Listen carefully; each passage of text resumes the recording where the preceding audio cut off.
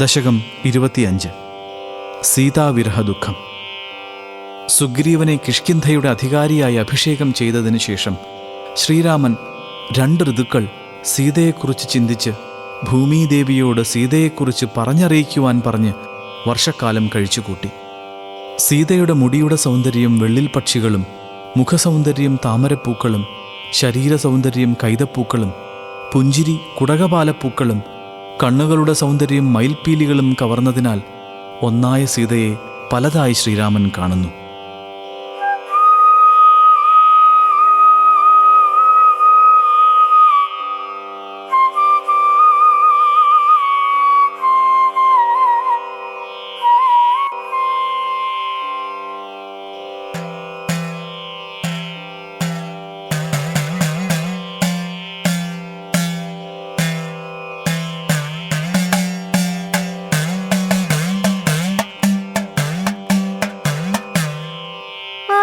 സവായുസുതാദിഭിരന്വിതഃ കപിയുവാപിയുവാമനുമാനയൻ വിധിവദസ്യ വിധായ പിതൃക്രിയാം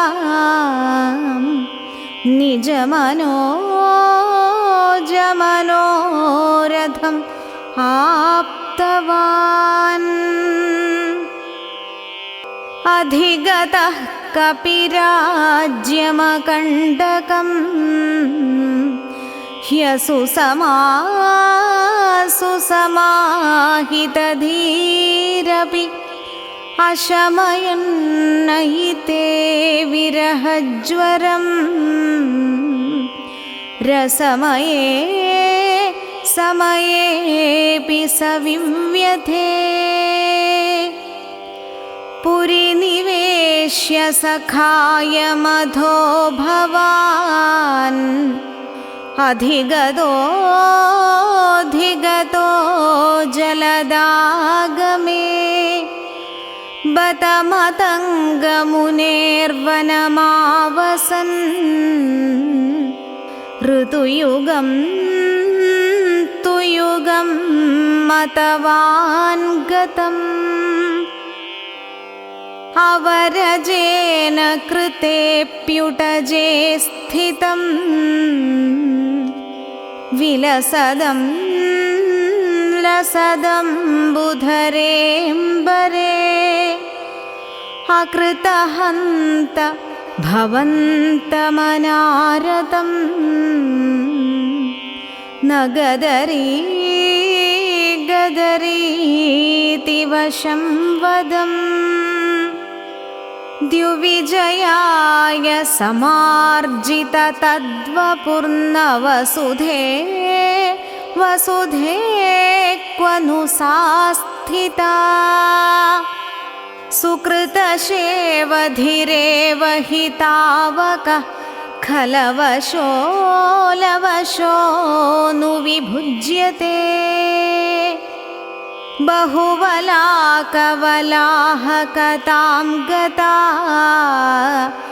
ദിവി കചാവികചാശ്രിതമല്ലികാ തനുഭുവസ്തവ കേതകകൈതവാത് തനുവിഭാതി വനസ്ഥലേ. സരസി തന്മുഖമത്ര നിമജ്ജിതം ന കമലം കമലം ഘതനോ വിധി മമ ദൃശോർമനസശ്ച സുഖാവഹം ത്വിഹസിതം ഹസിതം കുടചൈർഹൃതം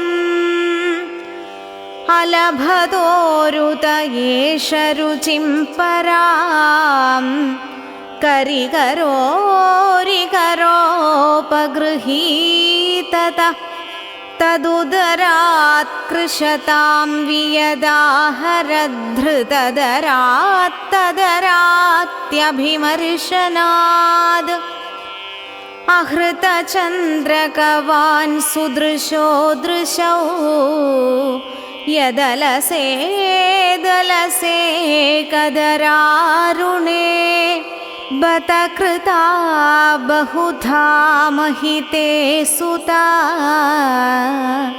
सुनयना नयनाशवशान्मम इति भवानवनीमपि